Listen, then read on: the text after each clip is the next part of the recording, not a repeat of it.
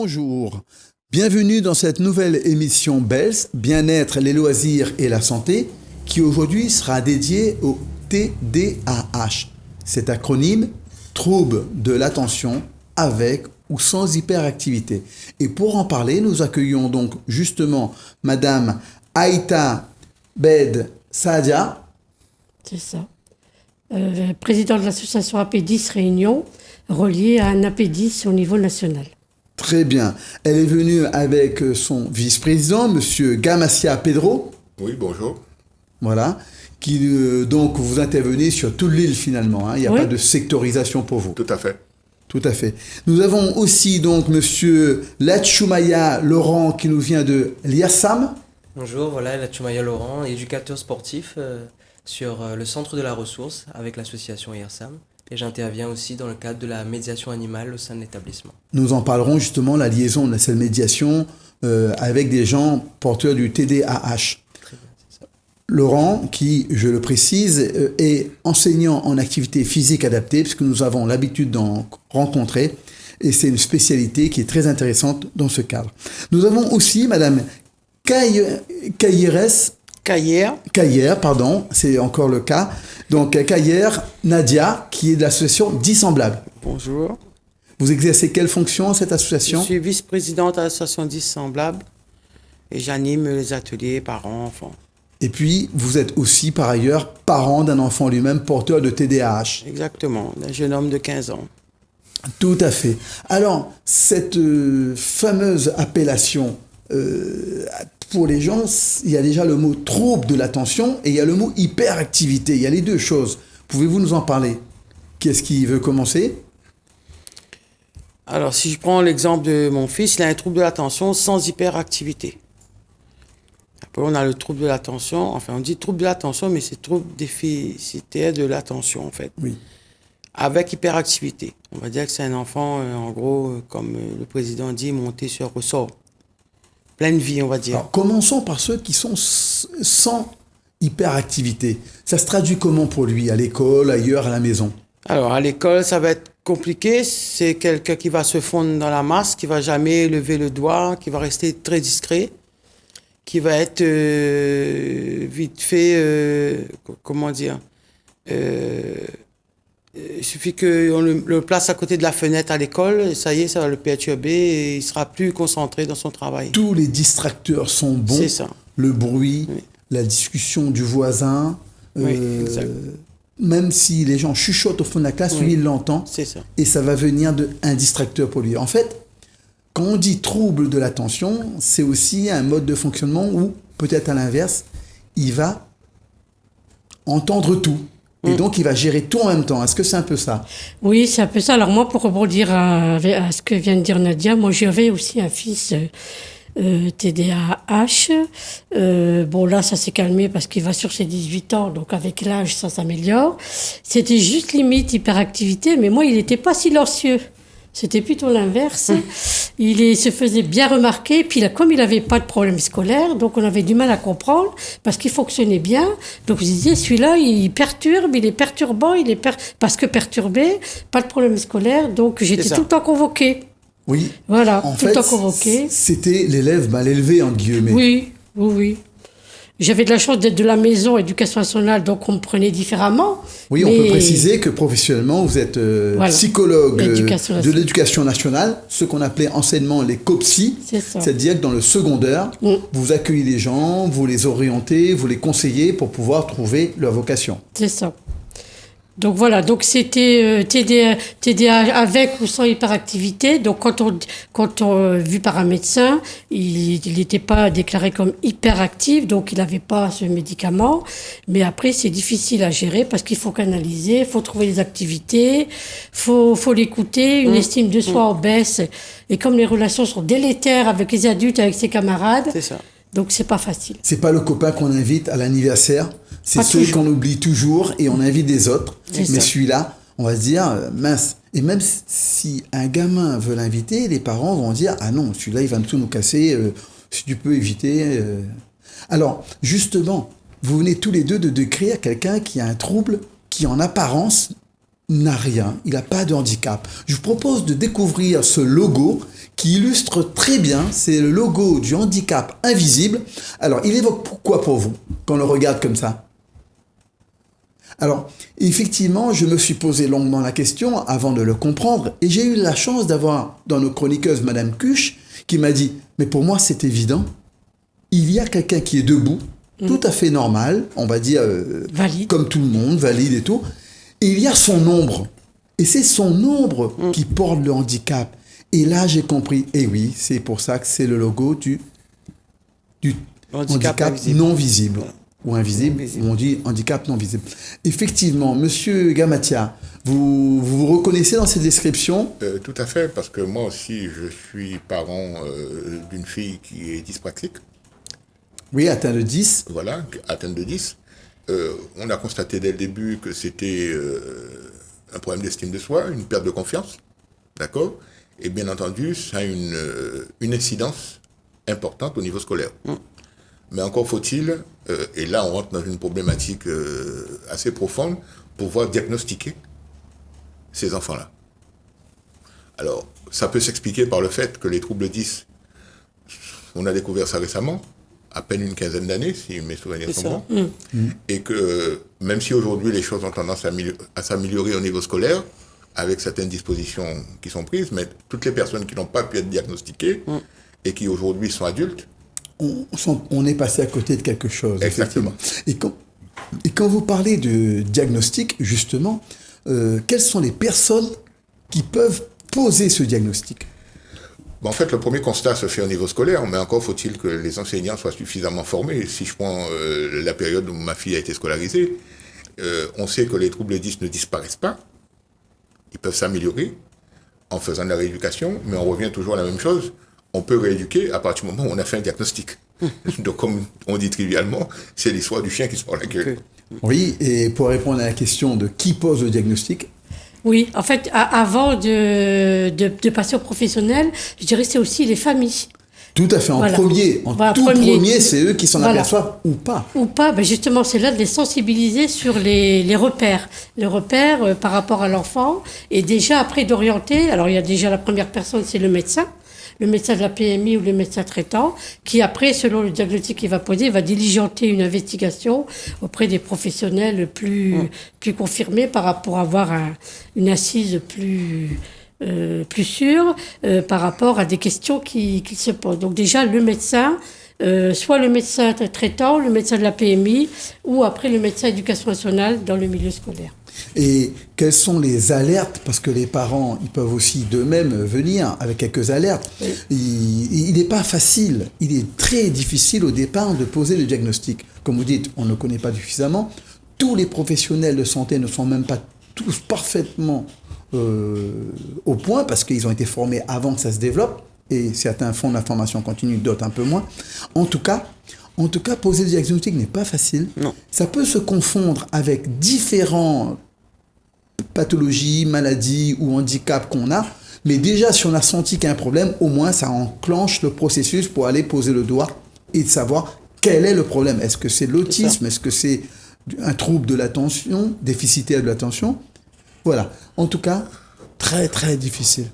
Mais je dirais, si toutefois, au niveau de la scolarité, l'enseignant constate un certain nombre de choses, encore faut-il que les parents puissent l'accepter.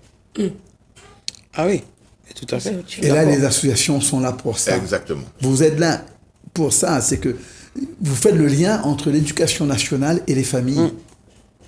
Nadia, par exemple, dans votre association Dissemblables, il arrive souvent d'expliquer aux parents que l'enseignant, forcément, n'est pas le mieux placé pour connaître, parce qu'il n'a pas été formé pour, et qu'il faut la tolérance de la part des familles à l'égard de ces enseignants. Et parfois, est-ce qu'il vous arrive d'aller faire de la médiation auprès des enseignants quand les familles n'arrivent pas à communiquer sur cette problématique? Si les parents, oui, les familles nous invitent, en effet, on y va. Après, maintenant, moi, j'ai ce recul, parce que j'ai été parent aussi. J'ai eu cette impression aussi que les professeurs, les instituteurs ne comprenaient pas. Maintenant, avec le recul, j'arrive à expliquer aux parents qu'en effet, je pense qu'il manque une formation à ces futurs instituts ou même voilà, les professeurs dans les collèges, dans les lycées. Il manque d'informations, de formation et qu'il ne faut pas hésiter à prendre rendez-vous, demander à rencontrer les différentes personnes de l'établissement et en discuter tout simplement. Oui, après, il y a des PAI qui se mettent en place, projet PAP, d'accompagnement PPS. individualisé, il y a plusieurs choses, mais c'est vrai que l'enseignant, au départ, il n'est pas médecin, il n'est pas formé pour connaître toutes les maladies qui existent, et Dieu sait s'il y en a beaucoup, et du coup, la principale qualité qu'on peut lui demander, c'est la bienveillance et la curiosité quand on lui amène le nom d'une maladie, Tout d'un dépend. trouble ou d'un handicap. Ça dépend. Certains l'ont, d'autres pas. Parfois, ils sont informés. Moi, je connais quelqu'un qui a un trouble de l'attention, qui sur son dernier bulletin, sur, voilà, on va dire 10 professeurs, 8 ont mis un manque d'attention. Oui. Ça me fait rire moyennement, mais bon, voilà, je le prends avec le sourire. Ouais. Vous Alors savez- à ce niveau-là, on peut dire qu'il y a une évolution parce que dans le cadre de l'école inclusive, tous les enseignants qui vont être formés après la rentrée, y compris les cadres d'encadrement, vont avoir un module de sensibilisation au Oui, ce ça qu'on vient. appelle TSLA. Parce Très que bien. les TDA rentrent dans la panoplie des TSLA. Enfin. Et je suis bien contente qu'on en TSLA, parle vous parce pouvez qu'il est développer. Enfin, de troubles spécifiques des apports de l'apprentissage. Et je suis bien contente qu'on parle des TDAH avec vous seriez par activité parce que c'est le moins, on va dire, on en parle moins parce qu'il dérange. c'est ça. Voilà, il dérange. Mais il dérange parce qu'on n'y porte pas le bénéfice d'être porteur de handicap pour la personne qui l'a. On lui porte on lui fait le procès d'intention d'être désagréable gratuitement. Laurent, est-ce que vous en rencontrez dans votre institut? D'ailleurs, présentez-nous un peu mieux votre institut. Voilà, donc moi je travaille au sein de l'IES de la ressource, donc qui est un institut éducatif et sensoriel créé par l'IRSAM. Donc ça a été créé au départ pour des enfants, des jeunes enfants atteints de déficience sensorielle. En fait, au départ, tout le monde le connaît, enfin ceux qui le connaissent pour les sourds et muets, mais c'est pas que ça. Exactement, et ça a beaucoup évolué aujourd'hui. Aujourd'hui, on a plusieurs établissements. Et concernant le centre de la ressource, on est par exemple dans le sud, dans l'ouest et dans le nord également. Et on travaille sur l'inclusion, donc on parle d'inclusion aussi d'inclusion des enfants. Avant, le centre de la ressource c'était un internat. Et maintenant, voilà, donc la plupart des enfants sont dans l'inclusion scolaire, ils sont évalués et on les permet justement de suivre la scolarité en milieu ordinaire. Et d'autres, voilà pourquoi ça a beaucoup changé, qui ont des plus gros troubles, des troubles associés justement. On a des jeunes qui ont dit TSA, donc des troubles du spectre autistique. Autistique, oui, on a fait une émission spécifique. Voilà, et du coup, voilà, qui rejoint un petit peu tout ce que vous dites, avec des troubles de l'attention, des problèmes de comportement, des syndromes plus ou moins rares. Et donc voilà, je rencontre beaucoup de jeunes, de 3 ans à, on va dire, 15-16 ans, et qui ont, selon leur évolution, justement, plus ou moins des problèmes assez importants au niveau du comportement, au niveau... Et là, votre métier consiste aussi à les accompagner et à accompagner l'équipe pédagogique scolaire où ils sont en inclusion C'est ça. pour justement favoriser ce maître mot, la bienveillance, la tolérance, Tout à fait. sans pour autant que ce soit la porte ouverte à du laisser aller, Ah oui, bien bien sûr. évidemment. Exactement. Alors, je vous propose de découvrir un petit reportage, puisque si nous parlons du TDAH, c'est parce que le 12 juin est la journée nationale du TDAH. Regardons un reportage qu'ils ont proposé au niveau national. Je m'appelle Pauline. J'ai 10 ans. C'est le fou. Je ferais mieux de l'étudier Un enfant correctement TDAH pour comme trouver ça, le vrai. il sera jamais médecin. On est d'accord.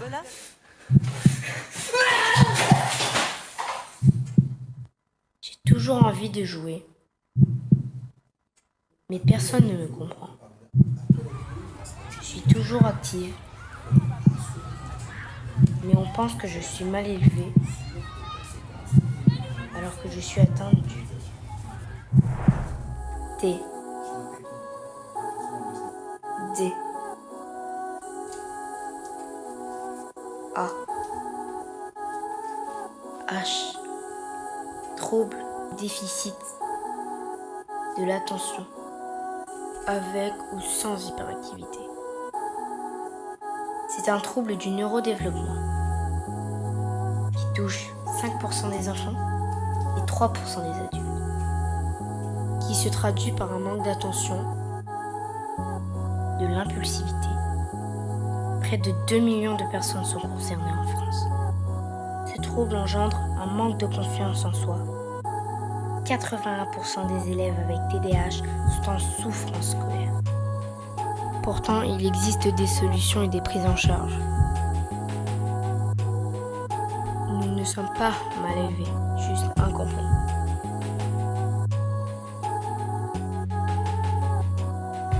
Soutenez le TDAH. Soutenez le TDAH.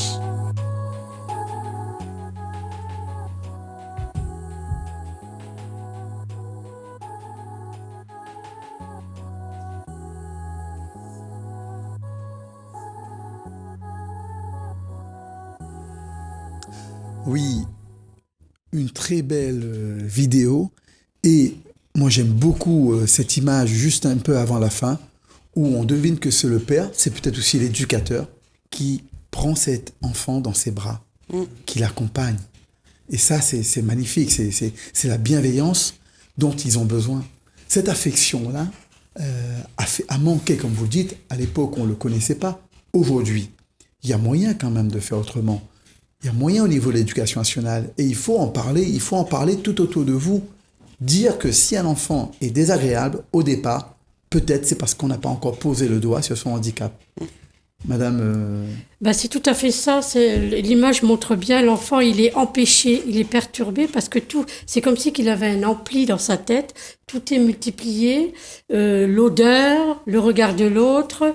c'est vraiment tout est amplifié, donc ça le perturbe, il n'arrive pas à gérer ses émotions. C'est dans la tête, c'est un trouble du neurodéveloppement. C'est ça. Ça fait partie des troubles des fonctions exécutives.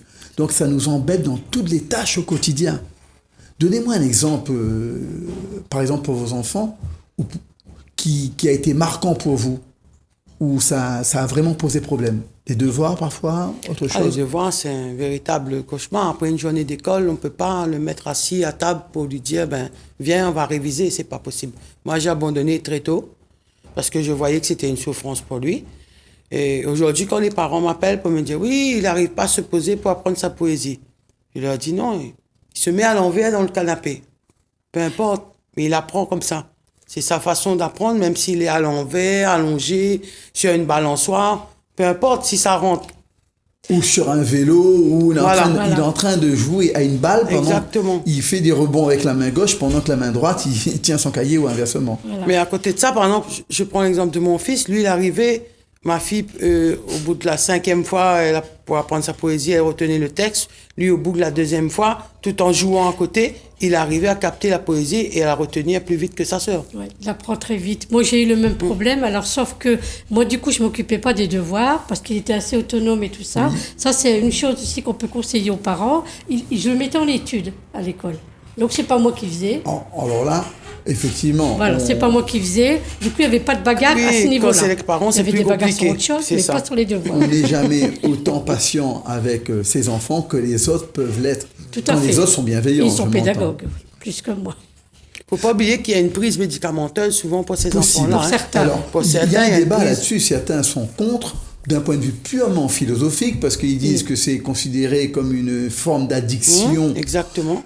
Alors que justement, ça permet de réguler, et je ne sais pas quelle est la position de chacun sur cette question, mais pour certains, ça a solutionné le problème. Ou en tout cas, ça l'a atténué de façon conséquente. Nous, on a essayé. Oui. Lui, il n'a plus voulu après. Au bout de 3-4 ans, il n'a plus voulu. Maintenant, on est passé à la méthode homéopathique.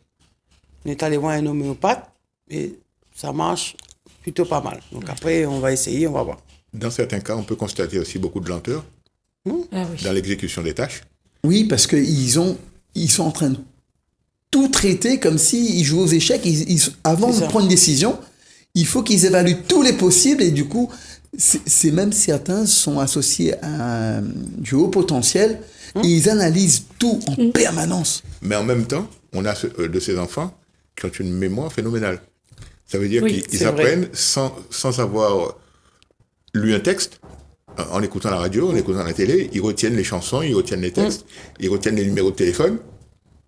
Et vous demandez, comment il fait? Et au niveau scolaire, il passe d'autant plus pour un perturbateur gratuit qui empêche ceux qui ont besoin de calme pour apprendre, pendant que lui, il a déjà réussi. C'est ça. On sait qu'on a des difficultés scolaires. Justement, pour pouvoir essayer de temporiser, essayer de calmer ces gens-là, il y a plusieurs méthodes. Il y en a qui se mettent aux gymnastiques douces, d'autres qui font du sport pour pouvoir dépenser leur énergie, cette fatigabilité dont ils ont une grande dose. Et il y a aussi la possibilité peut-être de se rapprocher des animaux. Laurent? Oui, forcément l'animal est un bon vecteur, hein. Enfin, je pense que tout le monde a déjà eu des animaux chez soi, que ce soit au niveau de l'affection, au niveau de les émotions, au niveau de l'entretien, au niveau de passer du temps avec son animal. C'est vraiment, c'est vraiment quelque chose qui va pouvoir apaiser ou donner une certaine confiance en soi, une certaine estime de soi. Après, tout dépend. C'est vrai qu'un animal, il peut être pour un certain, quelque chose de bienveillant, quelque chose un animal, on peut se confier, on peut parler, il aura pas ce jugement-là. C'est encore mieux qu'un doudou quand on a passé un certain âge. Exactement. Donc on aura ce bien-être-là par le toucher, par le tactile, par le fait de parler. Par ses câlins aussi, parce qu'il nous restitue en venant se frotter, si c'est un chat ou autre. Et puis il y a un certain retour, parce qu'avec un animal, on crée un lien, plus ou moins affectif, ça dépend de tous. Et puis je pense aussi à ces enfants peut-être qui veulent jouer, tout simplement dépenser avec l'animal. Je me rapproche plus du chien parce que c'est l'animal qui me semble le mieux. Mais je veux dire jouer avec le chien, courir avec le chien, etc. Donc on peut avoir ces deux versants-là, être dans le bien-être, le calme, mais aussi pouvoir dépenser de l'énergie, s'amuser, courir, marcher. Laurent, vous citez le chien, j'ai envie de dire à chacun de trouver son animal. Exactement. Certains peut-être ça va être le lapin. D'autres, ça va être le chat, parce que le ronronnement du chat. Et pour revenir à l'animal, vous en avez fait votre métier pratiquement. Exactement. Donc moi, j'ai été formé justement en médiation animale. Donc j'interviens au sein du centre de la ressource pour ces enfants-là qui sont souvent aussi, qui ont des troubles de l'attention. Ça me parle parce que, j'accompagne, je donne un exemple, j'accompagne un enfant qui, dès lors, sort de ma salle et puis dit salut à droite, à gauche, et il écoute ce qui se passe et du coup il y a eu tout un travail avec l'animal, c'est-à-dire pas forcément le forcer à se focaliser, mais de lui-même, au fur et à mesure des séances, il se rendait compte qu'il y avait des choses bien à faire avec l'animal, il y avait des interactions qui se faisaient peut-être un peu plus fortes que les interactions autour de lui. Et se focaliser lui-même petit à petit. On a travaillé justement sur la récompense et de l'animal et de l'enfant. Et ça fait combien de temps que vous faites ce métier avec la médiation animale ? Ça va faire à peu près 5 années. À La Réunion ? À La Réunion, ça fait 3 ans déjà. Oui, parce que vous avez travaillé en métropole aussi avec les seniors. Voilà, j'ai commencé avec les seniors. Alors, si vous avez fait ça pendant 3 ans, est-ce que l'institution qui en a retiré les bénéfices, en voyant tout ce que ça apporte aux enfants, ont envisagé de le généraliser et de développer la formation interne pour vos collègues? Mais en fait, ils sont très portés sur ces nouvelles méthodes qu'on peut dire non médicamenteuses et qui est très bien parce que c'est une forme thérapeutique. En effet, là, ils m'ont permis de me former encore plus parce que vous parlez d'autres animaux. Donc j'ai commencé avec le chien, mais aujourd'hui on a cochon d'Inde, lapin. Il peut y avoir encore d'autres. Et donc ça part déjà de cette ouverture-là. Et je pense que au niveau de l'équithérapie, il y a des choses qui sont faites à La Réunion. Il y a pas mal de choses. Et puis en fonction des structures qu'on a déjà. Laurent, on aura justement bientôt l'occasion de parler d'équithérapie avec des équithérapeutes qui doivent aussi venir nous rencontrer sur le plateau. Juste un dernier mot pour conclure cette première partie. Est-ce que vous-même, vous avez des animaux ? Est-ce que vous en avez vu le bénéfice sur vos enfants ? Alors, moi j'ai eu des chats, effectivement avec mon fils TDAH, c'était important parce qu'il était très très attaché. L'animal a la faculté de ne pas rejeter l'autre quand Exactement. On s'en occupe bien. Il accepte la différence. Bien sûr. En ce qui me concerne, c'est tout à l'opposé, parce que ma fille a une phobie des chiens et des chats. Elle a fini par être un peu plus proche des chats, mais sans pour autant avoir ce contact tel que le décrit Laurent. À chacun son médicament. Et Oui, il y en a qui ont des réactions allergiques à certains médicaments. Voilà. Nadia, Si, nous on a une chienne, Vénus, et en effet, voilà. c'est pertinent, vous l'avez vu la pertinence par Oui. rapport à... On voit l'affection, en fait, le respect de l'animal, l'affection. Donc, en tout cas, vous recommanderiez en général, même vous dont la fille n'était pas sur cet aspect-là, peut-être que lorsqu'on a un enfant porteur de TDAH, que la présence d'animaux, et même si on a peur, les mettre dans des cages pour ces animaux qui ne peuvent vivre que dans cette façon-là, hein, je prends des lapins, on peut les sortir, mais il faut qu'à un moment ils repartent dans leur clapier, ben peut-être que c'est une solution en tout cas. Ça peut être une solution, mais prévoir le drame du décès de l'animal aussi après, hein, attention. Ah oui, parce qu'ils sont hyper émotifs. Voilà. Ah oui. Ça peut on être aura- dramatique. Pour Hein. mon fils, oui. On aura l'occasion dans la deuxième partie de parler de cette conséquence de vie, de cette hyper-émotivité, de cette estime de soi qui se construit dans le regard de l'autre aussi, et quand on est jeune, ben dans la place que nous fait l'école pour nous accueillir, les camarades, les enseignants, et bien évidemment, sur ces impacts de vie, on parlera dans la deuxième partie aussi pour les adultes. Voilà. En tout cas, merci d'avoir suivi cette première partie avec nous. Ne manquez pas de nous retrouver après la pause sur cette émission BELS que vous pouvez également retrouver en rediffusion sur la chaîne YouTube. À bientôt.